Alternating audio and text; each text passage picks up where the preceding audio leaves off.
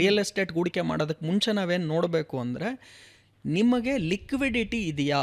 ಈಗ ನಾನು ನಿಮ್ಗೆ ಎಕ್ಸಾಂಪಲ್ ಕೊಡ್ತೀನಿ. ಇದೇ ತಾತ ಪ್ರಾಪರ್ಟಿನೇ ಹೇಳ್ತಾ ಇದ್ದೀನಿ. ನಾನೇನು ಹೇಳಿದೆ, ತಾತ 50,000 ರೂಪಾಯಿಗೆ ಇನ್ವೆಸ್ಟ್ ಮಾಡಿದ್ರು 1940ಲಿ. ಅದೇ ದುಡ್ಡನ್ನು ಬ್ಯಾಂಕ್ ಎಫ್ ಡಿಗೆ ನಾನು ಹಾಕಿದ್ದಿದ್ರೆ ನಾನು ಶೇರ್ಸ್ ಮಾತಾಡ್ತಾನೆ ಇಲ್ಲ.